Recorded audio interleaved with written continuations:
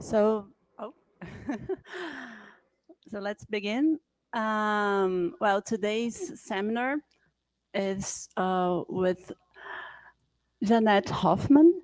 She's a researcher at the Weizenbaum Institute at Berlin in Germany. Uh, she's she's a guest from. That wasn't detected. Try again. Yes, sure. It's over. I think it's over now. Ah, okay. Yes. Yeah.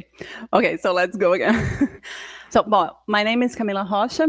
I am a researcher here at Cebrap, and I'm going to be here today to organize our conversation. And our guest is Jeanette Hofmann. She's a researcher at the Weizenbaum Institute at Berlin in Germany.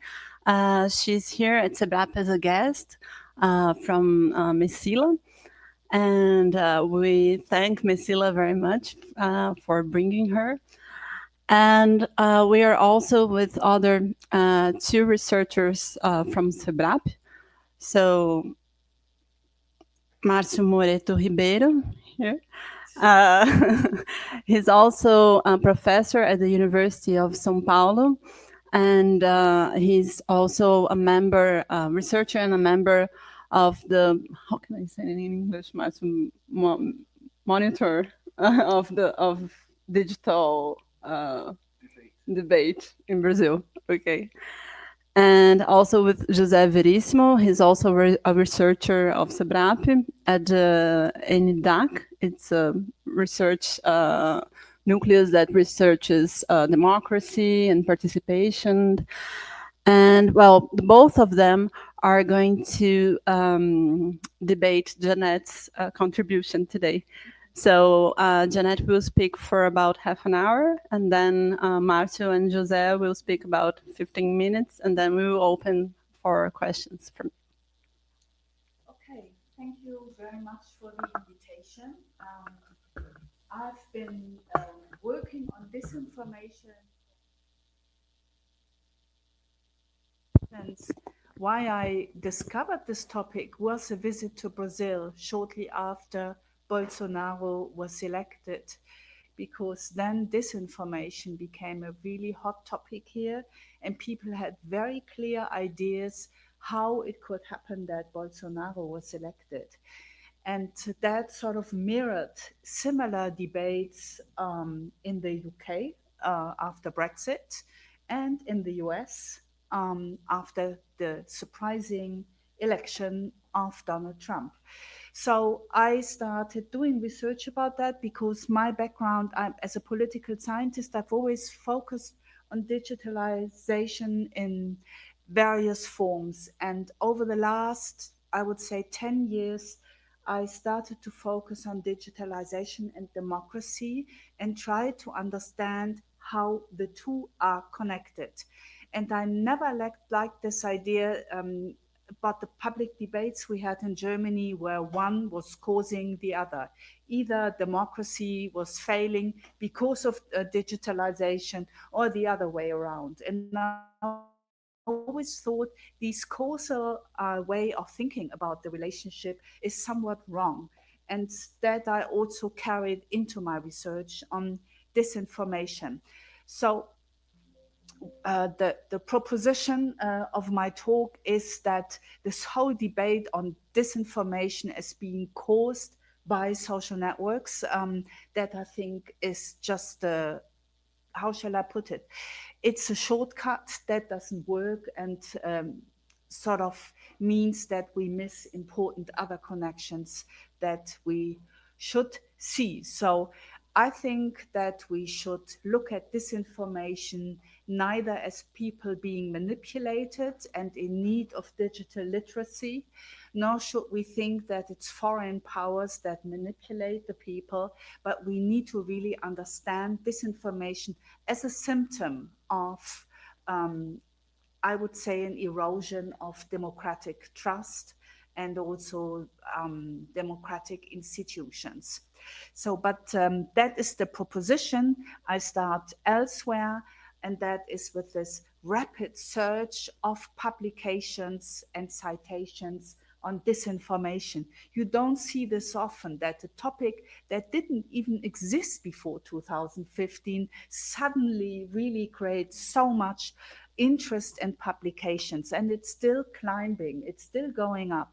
There are new generations in the computational social sciences who do nothing but crunch data and analyze them, and think that this focus on social network is the answer to everything. Um, as I already mentioned before, there were triggers for the sudden attention in disinformation. Perhaps I should also say that the term disinformation was hardly known before 2015. Apparently, I don't know for sure, but that's what people say, it comes from the Russian language. We used other terminology for describing what we are seeing, things like propaganda and terms like that, right? There is a history, but under different uh, names. And because we use this term of disinformation, we also disconnect from the former research. We do not only focus only on social networks with methods that were unknown 20 years ago, we also use a new terminology. And while every paper starts with the fact that disinformation is not new, there is hardly any literature that actually draws historic links in research about disinformation and the sort of former terminology. It was, as I already mentioned, three events, votes, in fact, that had surprising outcomes that nobody expected, that actually was the driver that was driving this research interest. People did not expect the UK to vote for an exit from the EU, definitely not. Nobody expected Donald Trump to be elected, and also the election in Brazil. He was hardly known, he was a backbencher, and suddenly this sort of surprising event. And that is sort of what caused this interest in disinformation, and also built the link between disinformation and social networks. Here it was the story, you probably all remember this, that it was these WhatsApp groups that Bolsonaro had formed. They were at times still huge, 2,000, 20,000 people in one group. One couldn't see them because they were closed, which meant that first of all, nobody could object to what was said there, but one also wasn't sure what was going on in these groups. There was a lot of speculation, but many people really thought these WhatsApp groups were the reason that he got elected. And I remember I was in Rio shortly after, and actually every cab driver, as far as they could speak English, they would tell me, you know, that it's evil, Facebook. And of course, there was also this net neutrality issue, which made Facebook more prominent in other countries. So there were also supposedly some evidence for drawing this connection between Facebook, social networks in general, and these outcomes. So, what are the problems? Now, first, what are sort of the elements of this narrative about disinformation? First of all, in many cases, the source of disinformation is seen to be elsewhere. It comes from China, from Russia, and other bad powers that operate in a hidden way. Second, it's social media, and particularly algorithms that nobody understands, which are to be blamed. And then disinformation is dangerous because it manipulates us. There is a lot of research in the field of behaviorism that sort of builds this connection between information that is manipulative and changing behavior, election behavior, or changing worldviews of the people. The research is typically based on experiments done in labs that measure our brains, and then sort of from these studies in labs, they generalize to whole societies. And they have built these theories for many decades about biases, confirmation biases, and all these theories that we have heard about that always come to the conclusion that even if we think that we are acting in a rational manner, we definitely don't. And we are easy to manipulate. And as soon as disinformation pops up, it's dangerous because it will sort of, people will believe it, and the less they know, the worse their educational background is, the more likely it is that they become seduced. And the solution is either digital literacy, sort of very paternalistic thinking of, if we give people the right information, then they become immune. And fact-checking organizations you find nearly around the globe by now. It's a global network of fact-checkers, which are interestingly often financed from the platforms that also disseminate disinformation. I visited in Taiwan a company called Line. That's one of these super platforms that do everything: finance, information, everything. They just offer everything. You can even do your shopping via Line. And they also have, not unlike WhatsApp, these closed groups where people can be manipulated to the degree that they then become zombies. So while Line itself doesn't intervene in these groups, they do offer people the possibility to fact check information they get from these groups. It's built in the architecture, so they have contracts with two fact checking organizations who then do that. And they get also paid from Line for doing that. So you see similar things reflected in disinformation research. As I already said, the focus is on social media and algorithms. The focus is also on what one could call quality of information and the veracity of information, assuming that public debate is indeed about verifiable facts, which, I mean, we used to know better, right? Public debates, they were about worldviews, about opinions. Public discourse seemed to reflect ideologies, and I don't know what. It's all gone. In the disinformation literature, it's about veracity and facts. And that's also why fact-checking is playing such a prominent role. It's about manipulation, the research, and about media literacy as the solution. So what is problematic about this? First of all, this focus on algorithms and social networks suggests indeed regulatory fixes and technical fixes. If the platforms would only change their algorithms and would not feed us with sort of extreme information, then the problem would be gone. But they also, these stories, they also overestimate the power of disinformation. What I find very important is there is decades of empirical research in communication studies, for example, about the effectiveness of election campaigns. And most of the empirical research is indeed inconclusive. You never can really prove that political information does indeed change voting behavior. And that has to do, on the one hand, with the fact that there are multiple causes that form our political worldviews, but also because they are formed already at surprisingly young age, both through family but also peers. And then they don't change that fast anymore. And this is another reason why it's very difficult to indeed show that all the money that goes into election campaigns has any effect. And as one media studies expert says, each time when we have a new media technology, there is a lot of panic about how it manipulates us. starting actually with printing. That was also thought by the church to manipulate people. So this repeats itself with each new generation of media. And then she says, when the dust settles, the majority opinion is that it's not that influential as we thought. The world is not so much at risk as we thought. So we are still in this cycle with social networks, not least because social networks are still changing.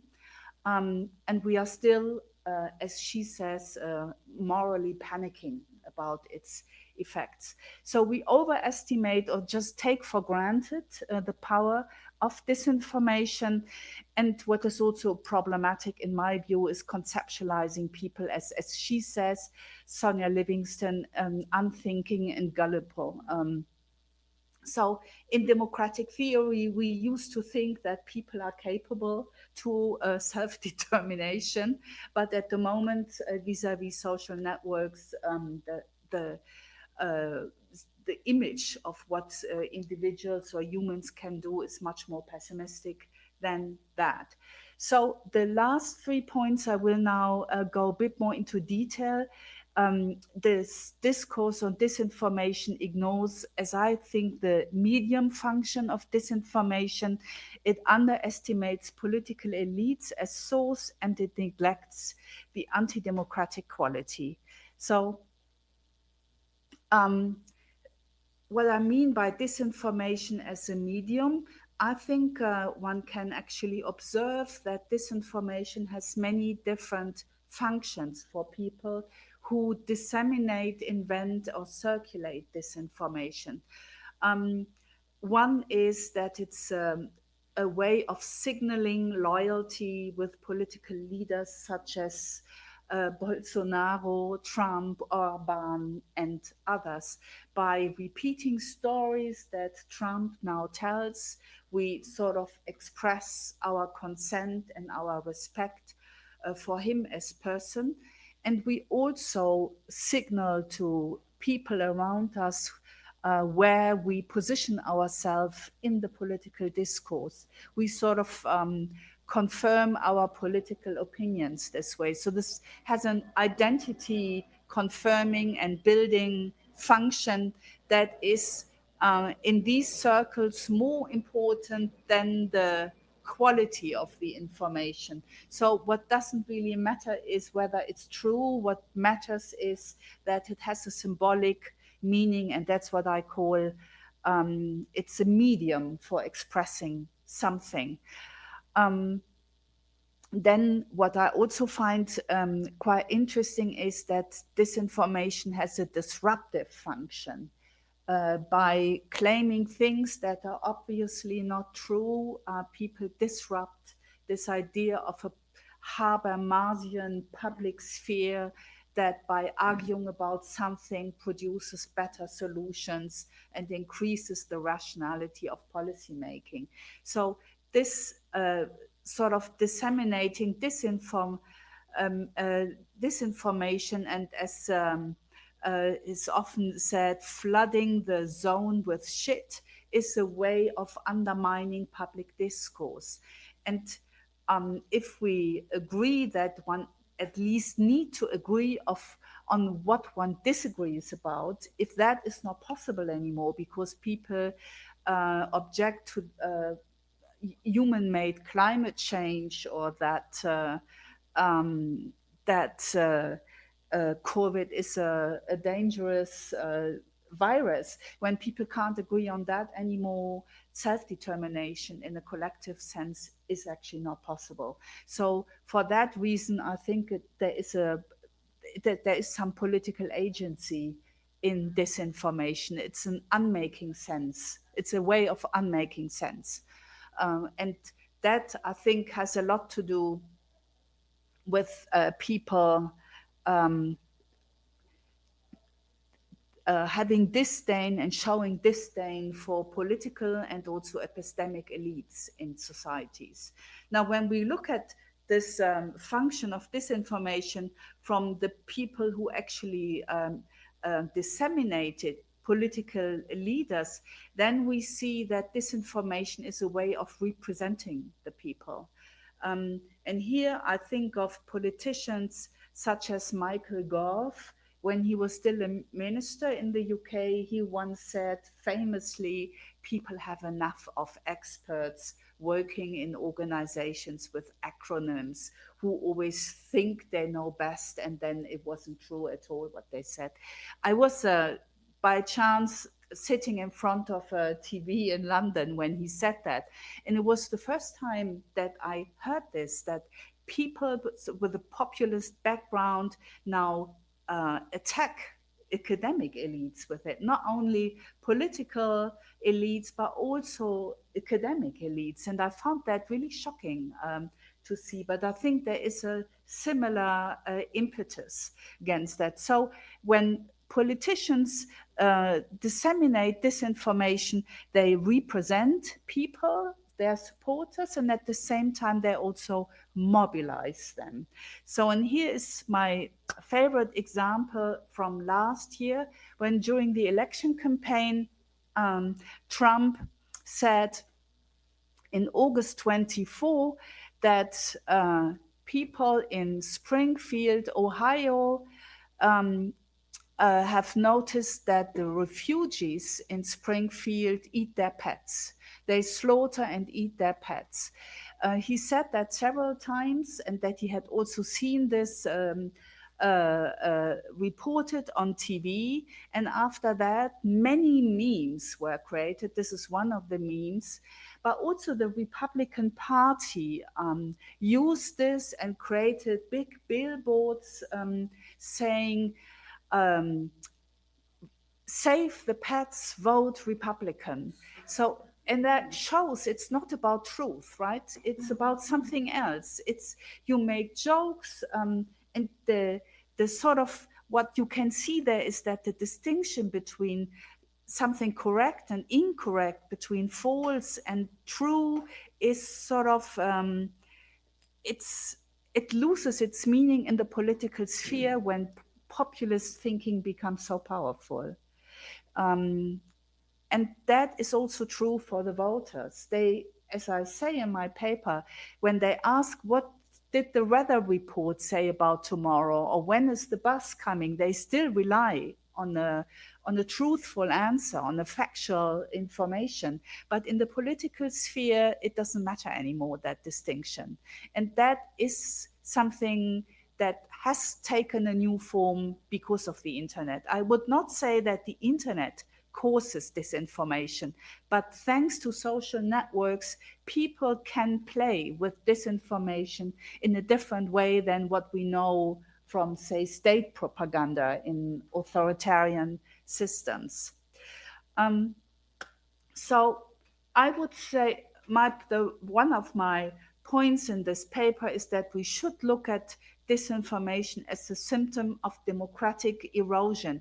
And what you see here is an empirical study that looked at various EU member states, and they found out that a strong indicator for democratic erosion is indeed the eroding, the sort of declining quality of public discourse.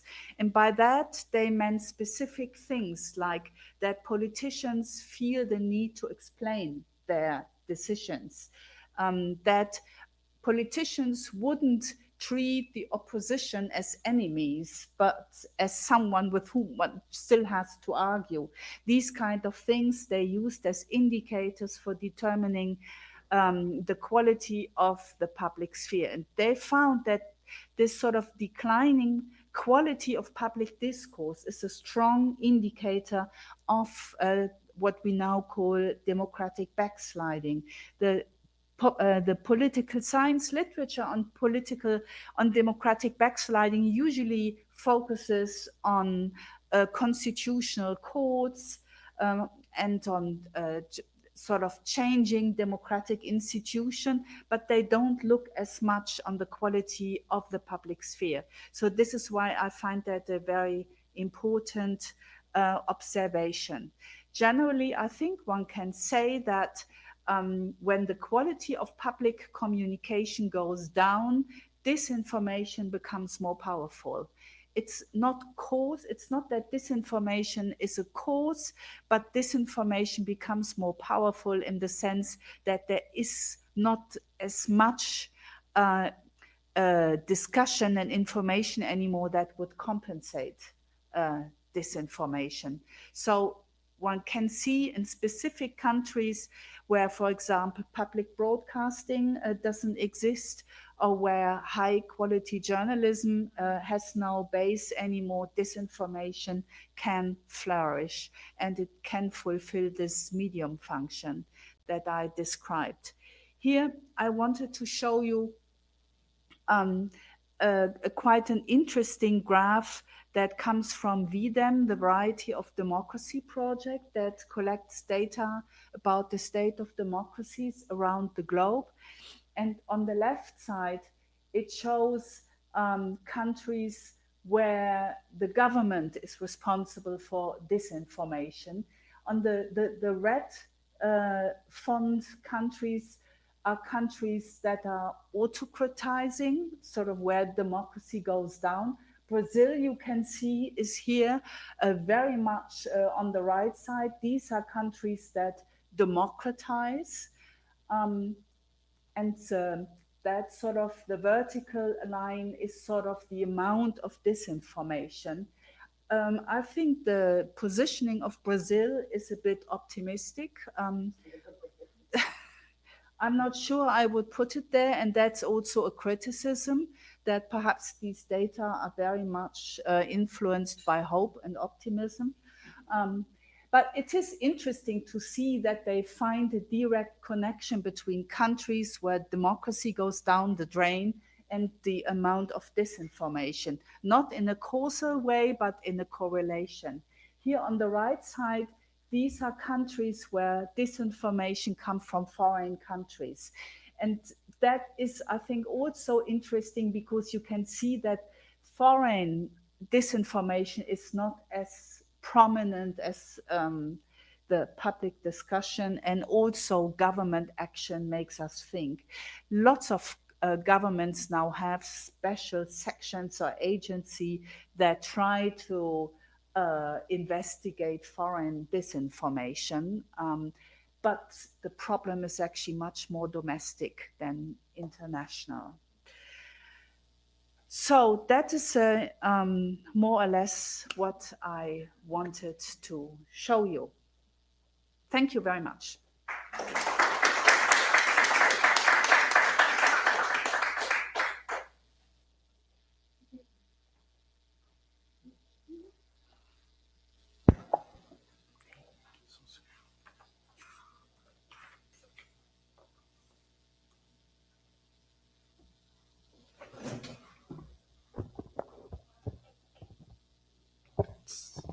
Tá ligando.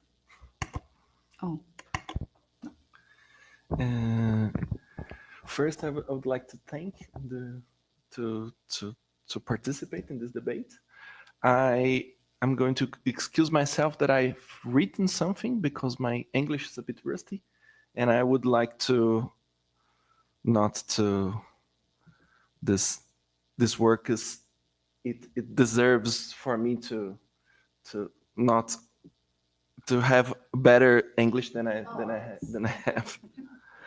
So thank you, Professor Jeanette Hofmann, for sharing this such a thought-provoking paper. It's an honor to respond to the work that has helped push the boundaries of how we think about disinformation and political agency. My remarks will follow a simple structure. I'll begin with a brief presentation of the paper, of the paper's main contribution, then connect them to debate around filter bubbles and populism, drawing on the Brazilian context. And also I would like to raise one conceptual tension between agency and victimhood, and end with a personal reflection that leads into a question for you.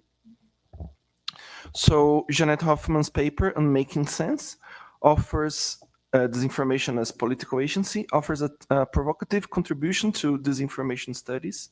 Rather than treating disinformation as mere manipulation or cognitive failure, she reframes it as a form of political action, a way for individuals and groups to express dissent, identity, and belonging, especially in context of democratic erosion and populist polarization. Drawing on democratic theories, science and technology studies, and media sociology, Hofmann shows how disinformation can function as a symbolic practice, a counter-narrative that challenges dominant institutions and epistemic authority. Yes. Citizens are not simply misinformed victims, but active participants in meaning-making process that resists official truth. Her work reflects a broader shift in the literature, one that challenges dominant interpretations of disinformation, of how disinformation circulates and why it matters. For example, although the narrative established by Eli Pariser that personalization algorithms isolate users in filter bubbles, these remain influential, especially in journalism and policy. Several scholars have called this into question. Baxi and others, for instance, demonstrate that individual behavior plays a more significant role than algorithms in limiting exposure to diverse views on Facebook. Axel Burns goes further, arguing that the filter bubble thesis underestimates user agency and relies on vague, often anecdotal claims. In this context, your work reframing resonates with those critics. While you don't directly address the filter bubble debate, your emphasis on symbolic agency invites us to reconsider the nature of epistemic fragmentation. If people invest in disinformation as a way to enact belonging or challenge authority, then information enclaves, to the extent that they exist, are not just algorithmic accidents. They may also be intentional spaces of resistance structured by affect, identity, and political meaning. That's my interpretation, but I believe it extends the scope and relevance of your argument. Your framework became particularly illuminating when we read it alongside the literature on populism. This information that you presented is not merely a deviation from factuality, it's a symbolic act embedded in the reconfiguration of political conflict. This resonates with populism understood not simply as a style or rhetoric, but as a logic of articulation that opposes a pure people to a corrupt elite, often by constructing a shared narrative of grievance and betrayal. In the Brazilian case, the populist project led by Bolsonaro mobilized disinformation precisely in this way, not only to attack institutions, but to build a morally cohesive us through shared rejection. As I explored in a recent work with my student Juliane Martins, these systematic attacks on journalists were less about suppressing information and more about reconfiguring who gets to speak the truth and on whose behalf. This information became a way to assert popular will against mediated legitimacy and to replace institutional mediation with emotional identification. Your concept of political agency helps us grasp this dynamic. The repetition of disinformation narratives, the use of hashtags like Globolixo, which is very common here in Brazil, and the construction of an alternative media ecosystem are not accidental or irrational. They are symbolic acts through which a populist counterpublic, if I may, defines itself, not just through what it believes, but through what and whom it rejects. In this sense, disinformation is not a threat from outside the democratic system. It is a logic from within, one that challenges the epistemic and moral authority of liberal institutions in the name of an imagined unified people.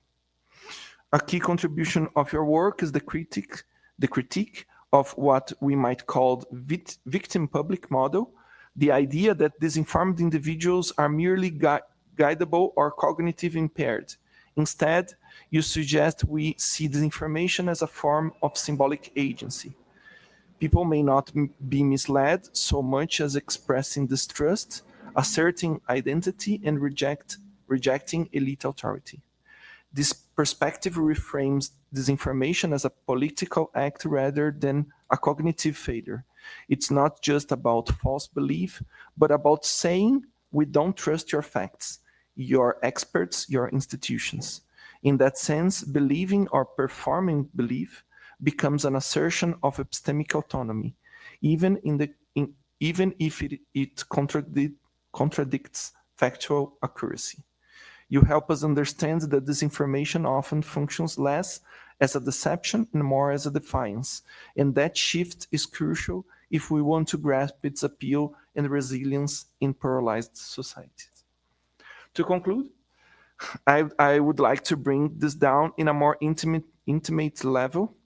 I often do this, Camila might know, you don't know me, but and ask you a question that comes from a personal place. My mother is from a working class background, and my father from a middle class. At home, I see how my mother navigates information and politics. She often watches populist videos, rejects what she hears in the mainstream media, and challenges the language and frameworks that we, her university-educated children, bring into the conversation. There is power in that, no doubt. It is a way for her to assert meaning and not be excluded. But at the same time, I also see how she is targeted, how her resentment and fears and her longing for recognition are manipulated by coordinated campaigns of disinformation. She has voted both for Lula in 2002 and 2006 and for Bolsonaro in 2018 and 2022. And in Brazil, this is not unusual. Many voters move between these poles not because they are incoherent, but because both figures speaks to different facets of their frustration.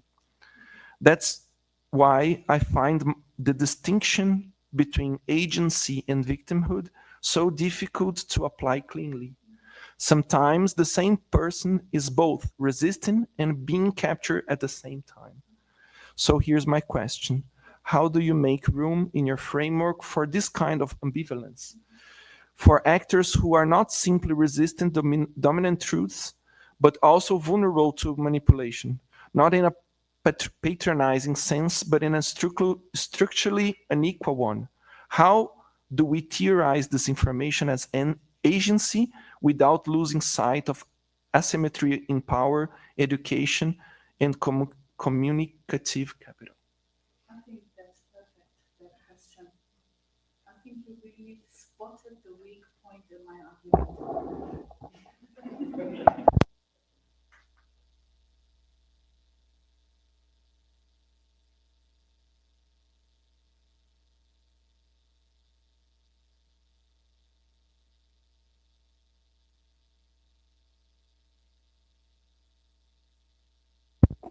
So we used to read G, but it's an I for, right? Yeah, Hofmann, Dr. Jeanette Hofmann. Yeah, I'm sorry, it's Jeanette. Yeah, it's a J, right? Oh, so I'd like first of all to say how deeply impressed I was by your text and the presentation you gave. They were thought-provoking, precise, and generous in provoking reflection without imposing answers. I allow myself to be a careful reader and attentive listener, and I also just put down some notes when I was reading your paper before the presentation. And I'll read a few comments. I organized my comments around key moments in your arguments. Right at the beginning of your article and presentation, you challenged the idea that disinformation is a side effect of digital platforms, a byproduct of algorithmic functioning of networks.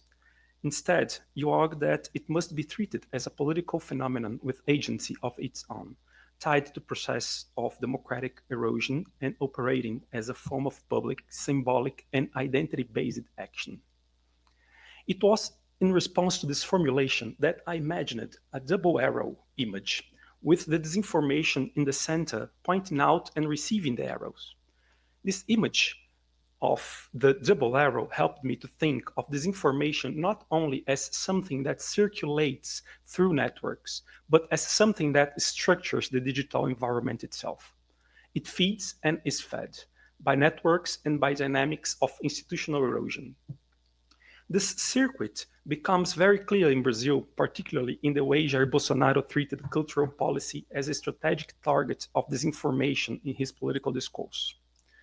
During the 2018 campaign and throughout his presidency, culture was presented as a space occupied by internal enemy. The left, artists, the so-called ideological militants, and transformed into a symbol of what had to be fought. In his victory speech, Bolsonaro declared that his government would promote a cultural transformation in Brazil, and that culture had been used by many governments to maintain an active and costly militancy for the state. On numerous occasions, he repeated that these people want to turn Brazil into a big Cuba, and that we have to put an end to the story of doing activism with public money. The statements, reiterated performatively, organized the culture policy as a sign of fear and of moral, political, and economic threat. The institutional effect was direct. The Ministry of Culture was extinguished and replaced by a secretariat with low decision-making capacity, subordinated to the Ministry of Tourism. The idea of culture as a threat, filled by an ecosystem of disinformation circulating through both social networks and official channels, served to justify disinstitutionalization when he got the cabinet. It's a clear example of how ideational convictions, publicly reiterated with strong emotional and moralizing appeal, are capable of shaping state structures through grammars of antagonism. Fear became a principle of government. Later, you develop this argument further by stating that disinformation should not be treated as a cognitive error, but rather as a form of political agency. Rather than a failure of knowledge, it functions as means of expression, belonging, and antagonism. Immediately, I thought on the disinformation that is supporting diverse narratives on a recent event related to a scandal on a social security policy and a parliamentary and political movement to grant amnesty to the criminals, civilians, politicians, and military who attempted to carry out the coup d'etat in January 2023 in Brazil. These cases clearly illustrate a central point. Disinformation can be constructed from truthful fragments, recontextualized and reorganized to operate as political signs. Nicolas Ferreira, a young 28-year-old federal deputy elected on the strength of his social media following, has a discursive prediction that is exemplary to demonstrate how disinformation operates. In a video titled "The Video That Will Bring Down Lula's Government," he just published it in Instagram and YouTube just this week. He begins by saying, I quote, but everybody already knows that. What they didn't tell you is..." This structure, repeated several times, mobilizes a narrative mechanism that shifts the audience from simple information to the terrain of suspicion, even when the facts presented have already been reported. Nicholas combines real data, such as the number of elderly people affected by pensions fraud on the repeal or the repeal of a 2019 provisional measure, with causal and moral insinuations that are not validated but merely suggested. Quote, "Let me spell it out, because I know some people only understand like this. 2019, Bolsonaro creates a law to protect the elderly. 2022, the left repeals that law. 2023 and 2024, explosion of fraud." The conclusion is delivered to the viewer as inevitable. a logical and moral consequence despite lacking robust empirical evidence. In a second video about the amnesty of those imprisoned for the 8 January riots, Nicholas follows the same pattern. He selects names and concrete cases of imprisoned individuals, often low income, women or workers, and constructs a contrast between these characters and the system, supposedly partial and unjust. When he asks, and I quote, "Who poses a greater risk to democracy, a hairdresser with lipstick or 15 drug dealers released by Supreme Court?" He not only steers indignation, but shifts the frame of responsibility to a binary position between the people and the judicial elite, between a wronged right and an unpunished left. These discursive operations do not function as factual lies, but as affective and narrative reorganization of the world, anchoring political identity. They clearly exemplify what you propose as performative disinformation, not objective falsehood, but the strategic use of real signs to activate resentment, loyalty, and antagonism. This is a phenomenon whose political power does not lie in the truth or falsehood or its content, but it's how the content is mobilized to construct a sense of belonging. When you discuss how populism is articulated through a communicational logic based on antagonism and simplification, particularly in the digital context, it led me to reflect on the role that social media and their aesthetics play in transforming contemporary political language. A particularly illustrative case of this in recent Brazil was that of businessman and influencer Pablo Marçal, who ran for mayor of São Paulo in 2024, with a communication strategy based on viral and highly edited media content. During the campaign, he launched a cuts championship, like a director's cut, among his followers, awarding prizes to those videos that acquired the most engagement of social media. The Electoral Court considered this practice to be an abuse of economic power and misuse of communication channels, ruling him ineligible for office for 8 years. Regardless of the ruling, however, the impact of his communication strategy points to a profound transformation in contemporary forms of political engagement. Once again, disinformation is not a lie, but a fragment of something that really happened, like a cut of his participation in a political debate. At this point, I think a side question needs to be asked. What is the role of the internet, social media, artificial intelligence in diminishing the average interest in complex information or long processes of public deliberation? I'm not suggesting there is no thought between the production of a video cuts. Certainly, there is a reflective effort to choose the right moment and think about what the moment, configured as a political identity sign, can represent. But from the perspective of the public sphere, on the debate that it could contain, there is a visible reduction, since this informational piece is meant to be quickly consumed and forgotten, leaving the consumer excited for the next one. In line with your argument, disinformation cannot be reduced to its content. It must be understood as a form of agency. And I would add here, as an aesthetic. The logic of cuts operates on fragments which, once isolated from their original context, become signs ready for immediate affective recognition. They do not offer explanations, but quick sensations. They do not call for debate, but for alignment. And it's precisely this kind of resource that contributes to the deliberative hollowing out of the public sphere, by replacing complex argumentation with highly edited visual pieces capable of generating belonging but not reflection. These strategies reduce the political space to the performative repetition of identity signs. In this context, the public is no longer called up to critical interpretation, but begins to act as a curator of fragments, retweeting, commenting, remixing. As a result, political culture shifts from the arena of deliberation to the arena of circulation, and the very idea of politics began to resemble a flow of symbolic consumption, where speed replaces consistency, and engagement is measured by reach rather than depth. This change in political language, driven by platforms, is not merely a communicational detail. it transforms the type of democracy we can have. Politics becomes made of clips, slogans, and signs that do not ask for reflection, only for quick recognition.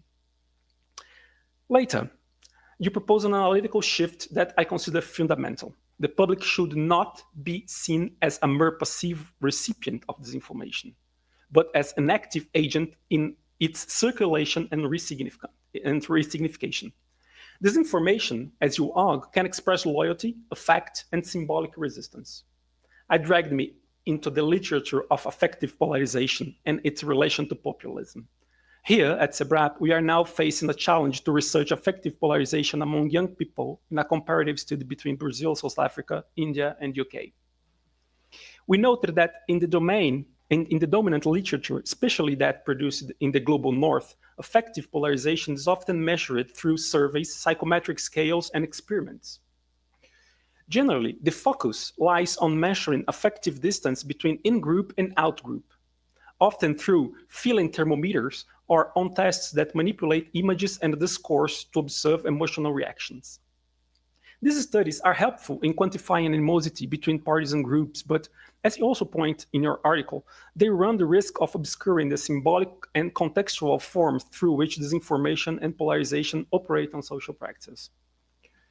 In the case of Latin America, particularly in Brazil, more recent literature suggests that the phenomenon of affective polarization cannot be fully understood without considering the centrality of populist leadership and the way these figures construct negative effects as organizing forces of political identity. These studies show that the main factor driving polarization has not been positive party affiliation, but rather what they call negative identities. That is, I'm not a supporter of Workers' Party, PT, I'm anti-PT. I'm not a Bolsonaro supporter, I'm anti-Bolsonaro. This point is essential for understanding how antagonism becomes an affective bond. Repulsion towards the other turns into political identity. And in line with your argument, this helps explain why even exposure to counterfactual evidence or fact-checking has limited effect in revising opinions that are strongly anchored in symbolic and emotional attachments. In the sense, I started to wonder if we have focused a great deal on those who produce the narrative, on the vehicles used to disseminate it, and on the ways in which they are constructed. But little empirical attention has been given to those who consume and co-produce these narratives. Alongside the reinforcement of identity or affective belonging, it may be worth considering a cognitive rupture in how individuals interpret and prioritize information. This would mean a reorganization of interpretative frameworks themselves. What counts as evidence? Which sources are deemed trustworthy? And how coherent is judged no longer follow shared conventions? In such a context, misinformative narratives are not simply consumed in spite of being false. They are experienced as meaningful because they align with an altered epistemic structure, one that reorients sense-making away from factual consistency and towards emotional or moral resonance. This shift does not imply irrationality, but rather a rationality grounded in a different logic of validation, one that may resist or bypass the institutional norms of truth altogether. When you connect this information to the decline of epistemic authority in democratic institutions, I was prompted to reflect on the historical trajectory of grand narratives and their capacity to become institutionalized or collapse. In this sense, your reflection focuses productively on the expressive and relational dynamics of disinformation with digital public spheres. I found myself reflecting on how to consider institutional analysis in this framework. Institutions, political parties, courts, parliaments, state agencies, schools, churches do not merely observe the circulation of disinformation. In many cases, they participate in the validation, reproduction, or containment. The examples I brought referring to Bolsonaro and Nicolas demonstrate that disinformation becomes particularly potent when the institutional filters are co-opted. In this context, disinformation does not simply spread, it's often institutionalized.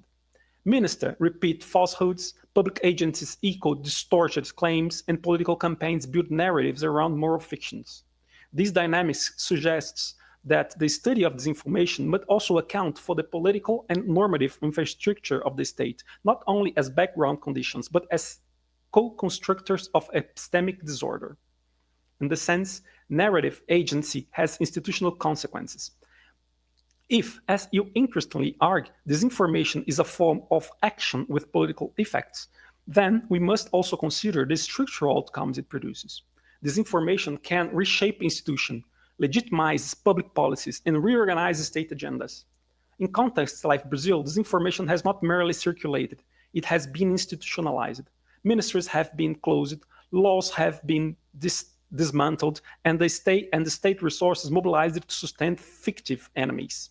The performative repetition of antagonistic narratives, often grounded in fear and cultural resentment, has proven capable of generating concrete institutional shifts.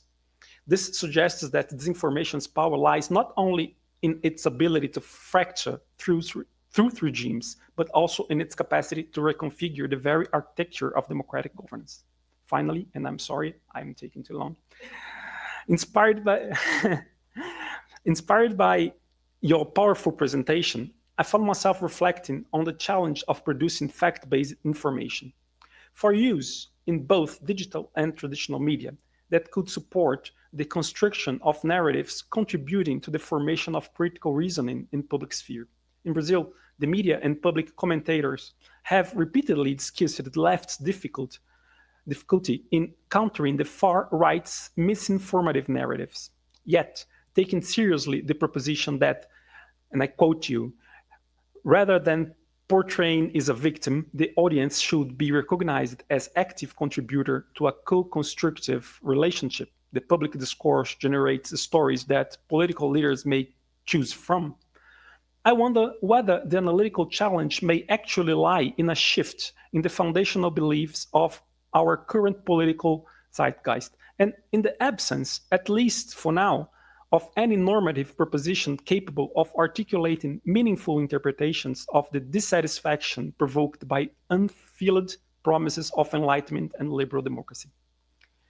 This reflection seems to touch on a deeper issue, perhaps the most difficult of all. What does it mean to dispute public meaning in a context where the normative composition itself, that which once defined what was valid, trustworthy, or reasonable, has frayed? Where the doubt? I'm aware this many sound overly normative, as though it were enough to propose a new public reason and everything would fall back into place. But given the crisis we are currently facing, I wonder that perhaps the most urgent question today is, what can still be shared epistemic frameworks in a world where even the very idea of truth has become a site of dispute? And thank you so much for the opportunity to read your paper in your presentation. Thank you.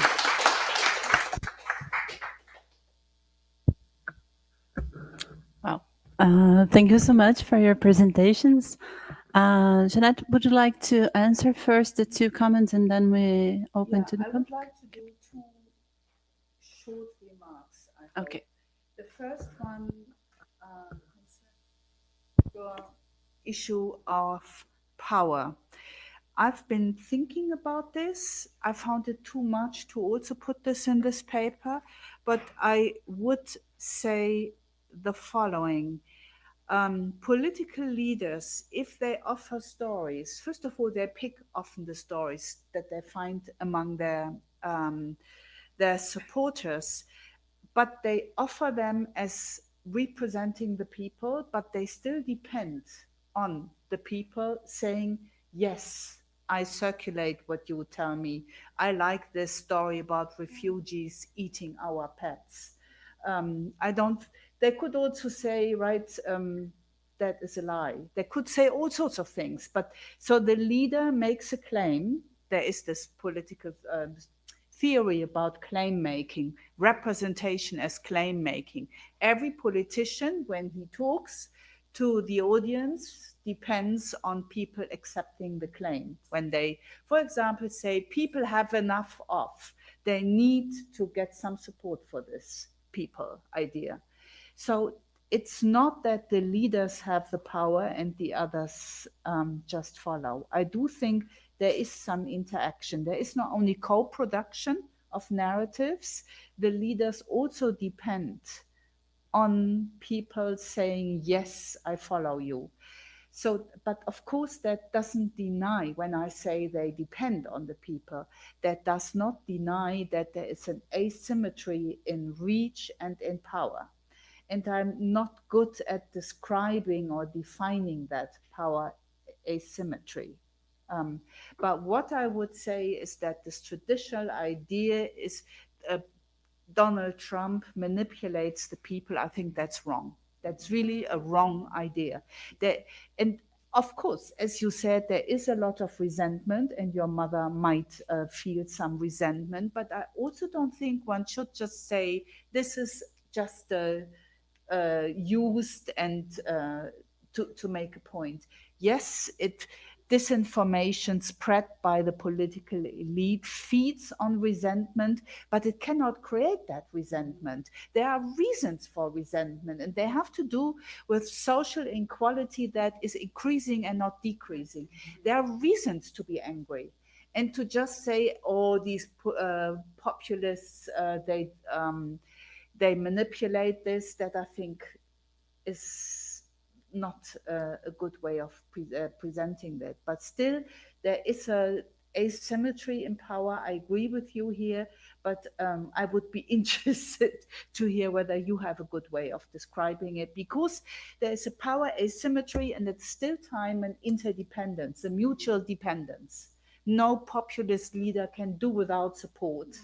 And they can always say no. That's a formula I use in this paper. I say people have the freedom to say no. And sometimes they do say no.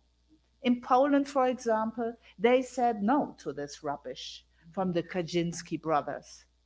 So that's the first point. And the second one, I want to say that I've been thinking recently about traveling around and collecting national narratives of disinformation. Because at my last sabbatical, I spent a month in Singapore and 5 weeks in Taiwan, and I could see that there are national trauma that feed the anxiety vis-a-vis disinformation. In Singapore, it's the anxiety that the racial harmony might break, and that old violent relationships between Chinese, Malay, and Indian people might break out again. So disinformation has to be stopped to not sort of disturb that harmony. In Taiwan, it's clearly China, and they are ready to ascribe all disinformation coming from China, even though there's so much in Taiwan itself. In Germany, it's clearly our anxiety vis-a-vis our past, right-wing disinformation that is what makes politicians believe they should outlaw it. They should establish a ministry of truth or something like that. So I was wondering whether one can actually collect typical stories of disinformation in each country. And you presented a few examples, which I hope, why I would hope that you'd give me your text. I would really like to reread it. So there is a national narrative that forms the basis for disinformation, and at the same time gives justifies political response, say platform regulation or stuff like that. And that's why I found it very interesting what you did with my paper, filling it with examples. Yeah.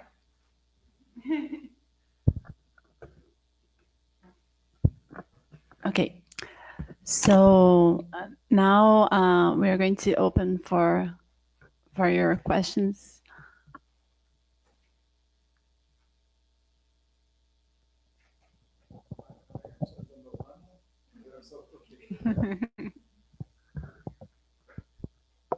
Oh, thank you so much for the presentation, for the paper, but also for the commentaries, which is really very insightful.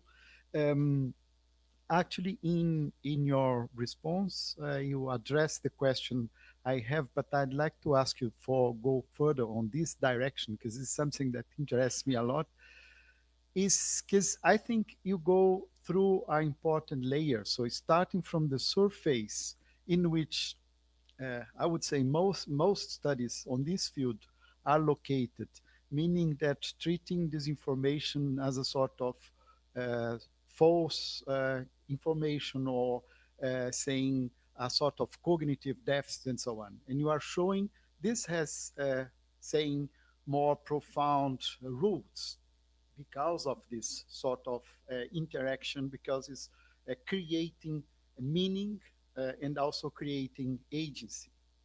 And then the next layer would be for me how this possibility of creating meanings, of finding, let's say, discourses, finding their subjects, how is this motivated, how is this determined by different positions in social structures, by social transformations. It's not a coincidence that, so to say, the little in sense of feeling not really powerful, but how the little white man is the most, let's say, subject addressed by these discourses, meaning that you have observed a lot of transformations conducting to less power and perhaps also less economic power for this exactly the little white men.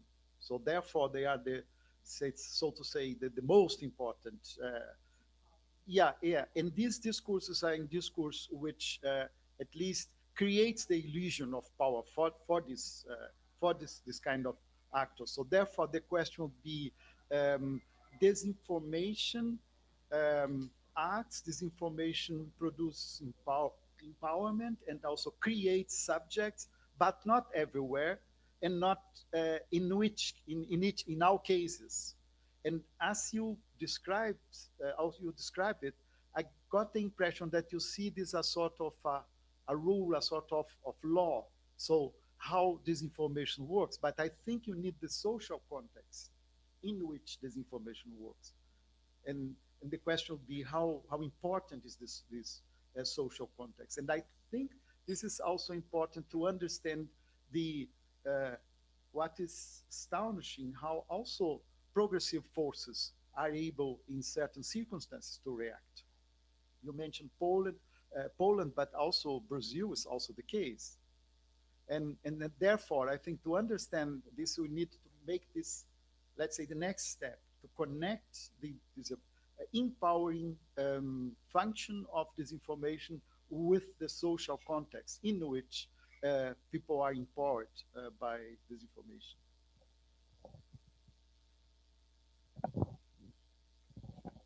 Thank you very much. Also from my part, I also found all the three presentations very interesting. So thanks to all of you. And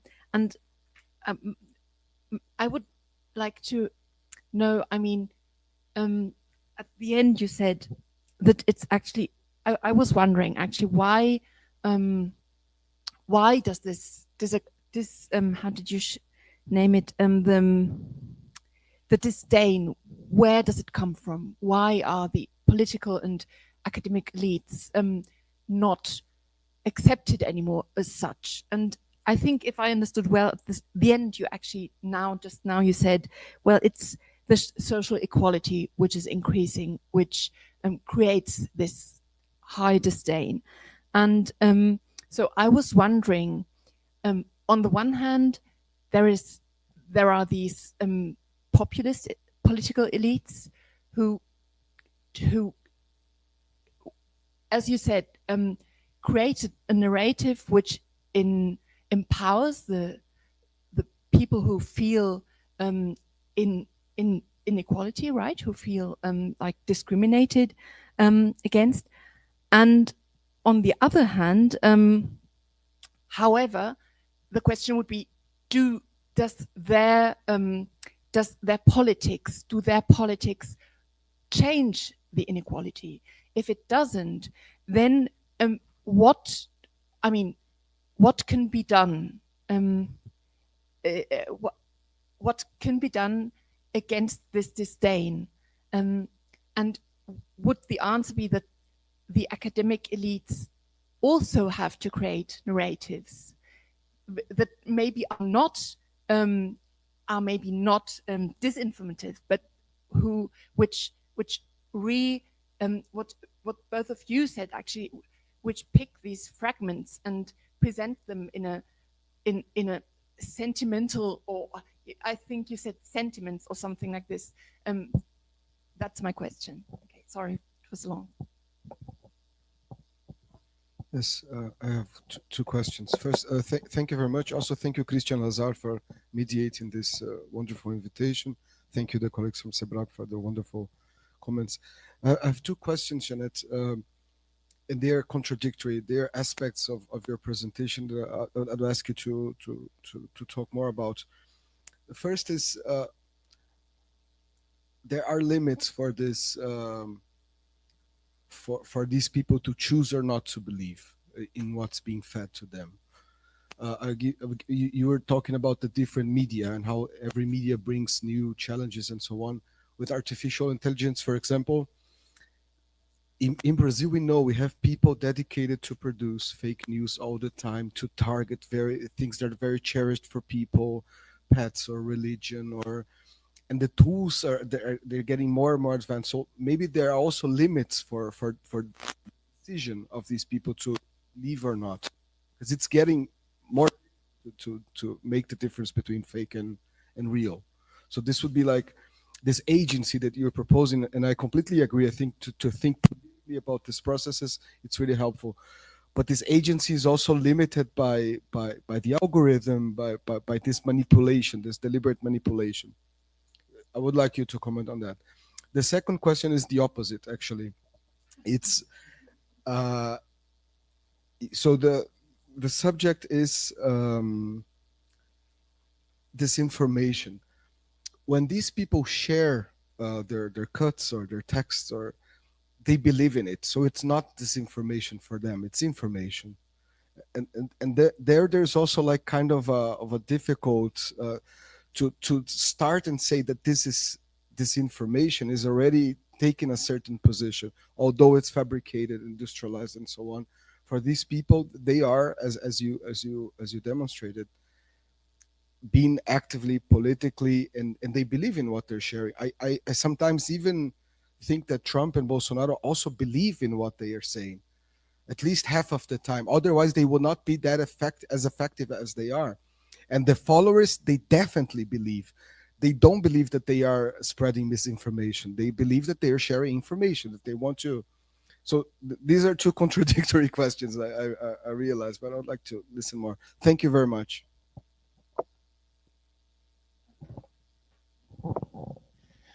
Thank you very much, all three of you.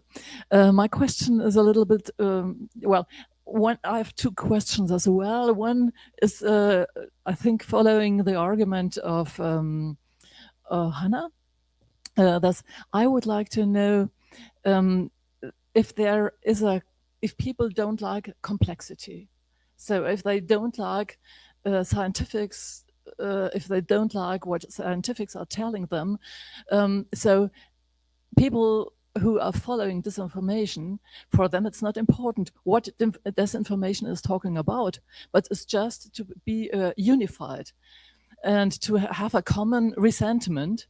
So it's not important whether they believe what is being said or not, but it's they have a common thing to share. So what I would be interested in knowing is how can a government, a democratic state, be effectively answering to that? Do they have to show them thrilling stories instead of telling them things which are really scientifically true? That's one question. And the other question is related to actual political developments in Romania. I'm not a specialist on Romania. I'm just reading the newspaper. And what we have seen is that the first candidate was abolished because of being influenced, or because of the people being influenced by Russia. Now we have the second turn, and what is going on. The candidate, which is ultra right wings, has even more votes than Georgescu had before.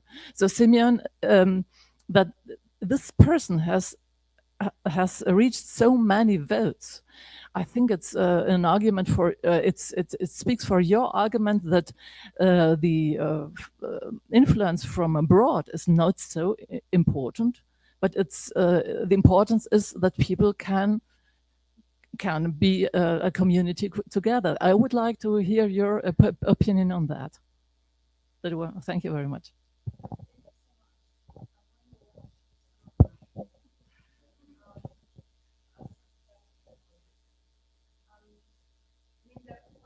Question about what can we do about it, or what should governments do about it.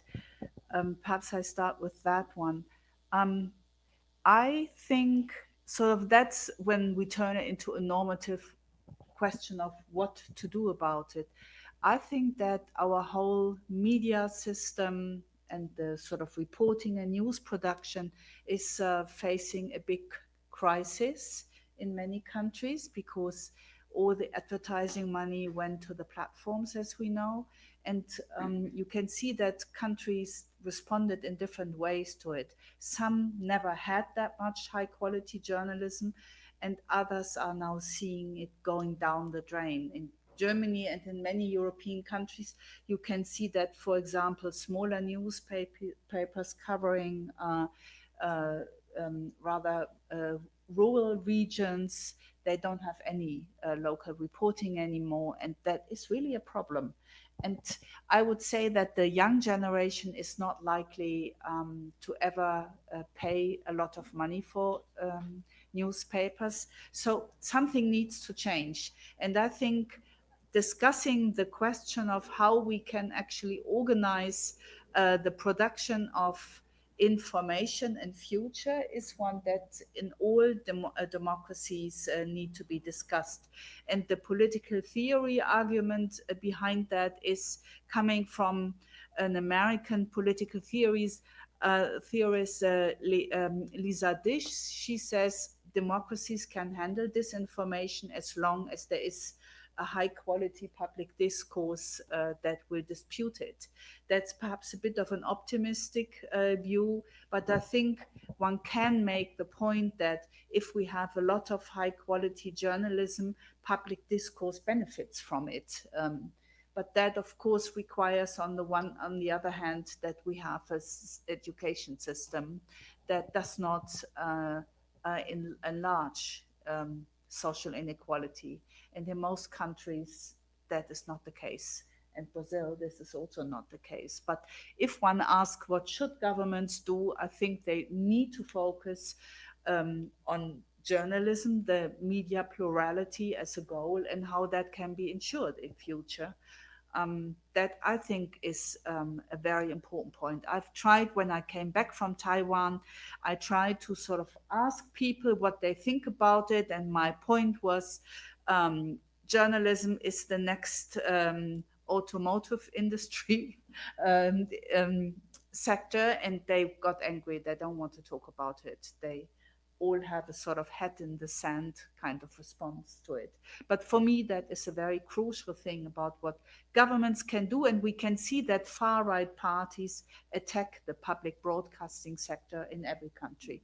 You see that in the UK, you saw it in Switzerland, you see this now in Germany, you see this everywhere. So public broadcasting is very important, and it doesn't look good. So that's one thing I would want to say. What I also I discovered when I went through my notes, I discovered an old talk where I talked about the emergence of acclamation publics. That is a new type of, I invented this term, but unfortunately forgot about it again, which is why it's not in the paper. But that's something that we can see everywhere, that there are new functions of the public sphere, not just to discuss and have controversies, but also acclamation, like in old religions, where the function of the public is to say yes to God, to say yes to the church. And we see that in populist politics at the moment. And it seems to work well in times where we face so many problems. Complexity is the right buzzword here. That is another thing. I would say we cannot find one cause why disinformation has become so powerful. But what I would say, it's not only social inequality, there are more problems, and one is disappointment with democracy. It promised a lot and it seems to deliver less and less, and that is not only because we have bad governments, but because I think democracy needs to change. It doesn't, it's not workable anymore in the sense of that we can address problems such as climate change in any meaningful way with through the democratic institutions that we have. There are many problems that become bigger and bigger that democracy is not able to handle at the moment. We also see in many countries that the big parties are all starting to fail. Right-wing parties cannibalize sort of the Social Democrats, the Christian Democrats party. They all disappear because the party system is not able to represent the people anymore.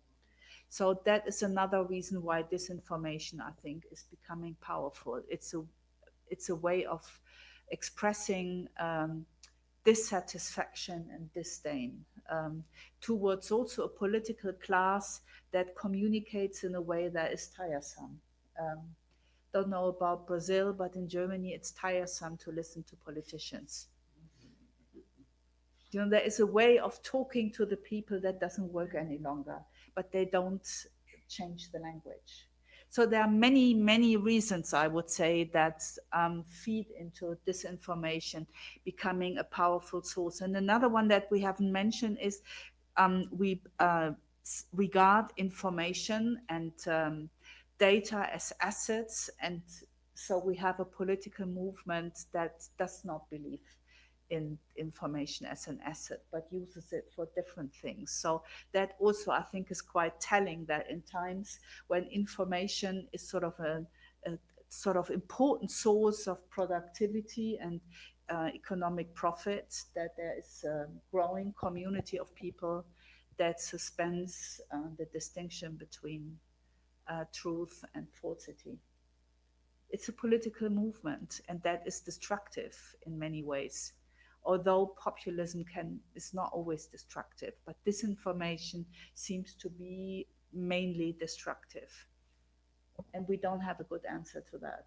At the moment, we can only analyze it. Yeah. Yeah, I think that's what I would want to say. Perhaps I could also add that when I say political agency, it's a narrative agency. And actually, we can learn a lot from narrative theory about disinformation. Because narrative theory also makes the point that this distinction between truth and falsity is not important for telling stories. So that's why the disinformation literature that insists so much on quality of information as a problem, that I think misses the point. There is empowerment in telling stories. Also self-empowerment, not only some given from populist leaders. And the internet helps making use of that empowerment of telling stories. So I hope I get your comments. Will you send them to me? Thank you so much. I'm really impressed with your contributions, and I'm grateful that you listened. Thank you.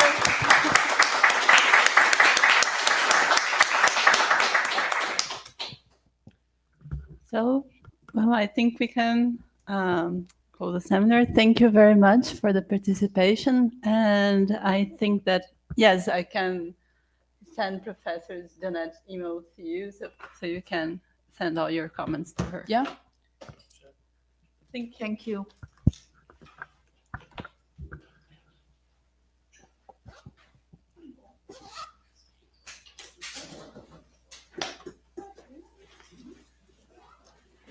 I can give you my email address if that ensures it's sort of Very nice.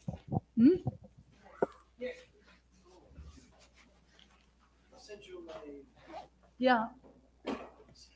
And I would also be interested in that study that compared India and South Africa. And what else was it? It was the third one. This is José's study. Yes. It's South Africa, India, Brazil. Yeah. The diasporas in UK. Yeah, I would very much be interested in seeing that. Because I once had a workshop, and the person from South Africa said they don't have an issue with disinformation in South Africa. There were several countries where it seemed not to be an issue. Switzerland, Ireland,